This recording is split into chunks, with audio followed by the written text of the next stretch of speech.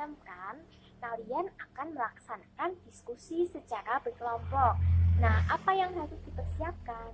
Yang pertama yaitu modul pembelajaran elektronik yang telah Ibu bagikan kemarin. Bisa nanti dipersiapkan untuk dibuka. Di dalam modul tersebut ada lembar diskusi siswa yang dapat kalian jadikan pedoman untuk melaksanakan diskusi. Karena kita ada 25 siswa, jadi Ibu bagi kalian menjadi 5 kelompok. Masing-masing akan diisi 5 orang anak. Nah, kita akan melaksanakan diskusi melalui modul tersebut dan juga melalui fitur chat Zoom. Jadi nanti kalian bisa berdiskusi dalam kelompok-kelompok kecil masing-masing kelompoknya. Sekarang Ibu akan menjelaskan sedikit mengenai diskusi yang akan kita laksanakan.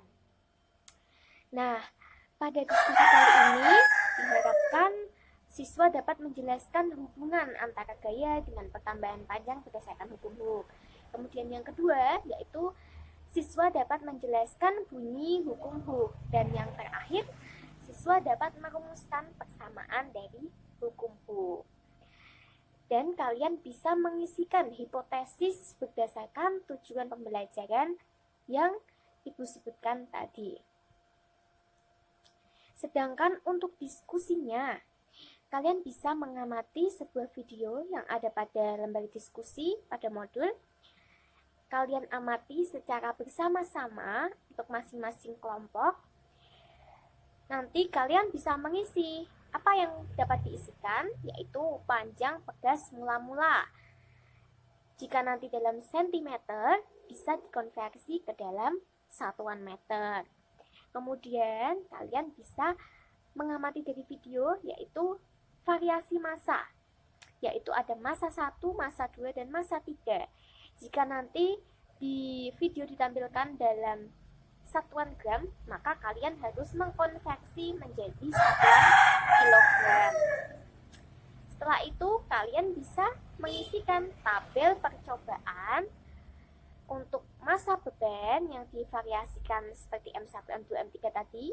Kemudian pertambahan panjang yang terjadi pada pegas atau delta X. Kemudian gaya pegas atau F dalam Newton. Nah, setelah itu, jika kalian telah mendapatkan data, kalian bisa menganalisis data tersebut. Yang pertama yaitu menggambarkan grafik hubungan gaya terhadap pertambahan panjang pegas atau KX. Setelah mendapatkan grafik, kalian bisa mengisi atau menjawab pertanyaan dari nomor 2 sampai dengan nomor 5. Dan berujung pada penarikan kesimpulan dari diskusi yang telah kalian lakukan, yaitu berdasarkan tujuan pembelajaran ada 3 rumusan kesimpulan yang harus didapatkan masing-masing kelompok berdasarkan diskusi. Oke, setelah kalian nanti selesai melaksanakan diskusi, kalian bisa kembali ke room Zoom utama atau main room. Nah, setelah itu kita akan melaksanakan presentasi hasil diskusi dari masing-masing kelompok kalian. Untuk presentasinya, nanti cukup disampaikan hasil dari diskusinya dari perwakilan kelompoknya saja. Seperti itu. Adakah yang ingin ditanyakan terlebih dahulu? Oh iya, terima kasih sudah mengingatkan. Jadi nanti diskusinya akan dilaksanakan dalam waktu 15 menit. Cukup ya?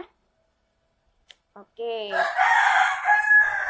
Setelah ini bisa dipersiapkan LKPD-nya dan Ibu akan membagi kalian ke dalam room-room kecil melalui fitur breakout. Baik, mumpung Ibu di room 1, bagaimana kelompok 1? Sudah sampai mana? Oke, masih mengisi data ya? Baik, silakan dilanjutkan. Semangat kelompok 1. Ibu akan kembali berkeliling. Sekarang untuk kelompok 2, bagaimana? Sampai mana? Apakah ada yang ingin ditanyakan? Oh iya. Ya. Gaya itu dapat dicari dari massa dikali percepatan gravitasi.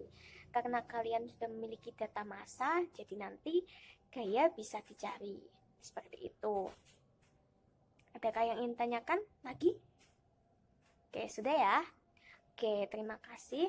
Ibu akan kembali ke dulu. Semangat. Baik, untuk kelompok 3 bagaimana? Adakah kendala? Oh iya, jadi untuk grafiknya jika memungkinkan bisa membuat grafiknya melalui Excel. Namun jika kesulitan manual saja tidak apa-apa. Yang penting grafiknya jelas dan betul. Seperti itu. Bisa dipahami ya? Oke, silakan dilanjutkan. Apakah semuanya sudah selesai? Ya, Ibu lihat sudah masuk semua ke dalam main room. Berarti saatnya kita mempresentasikan hasil diskusi dari masing-masing kelompok. Bagi yang ingin mempresentasikan hasil diskusinya terlebih dahulu, dipersilahkan. Ya, silakan kelompok 2. Baik, terima kasih Mbak Sinta presentasinya dari kelompok 2. Bagus untuk kelompok 2. Bagaimana? Apakah ada tanggapan dari kelompok lain? Silakan. Ya, silakan Mbak. Siapa ini ya? Mbak Intan. Oke, bagaimana?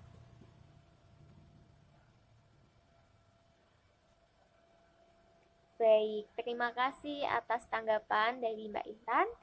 Untuk kelompok yang lain, apakah setuju dengan grafik yang ditampilkan oleh kelompok 2 atau dari kelompok 4?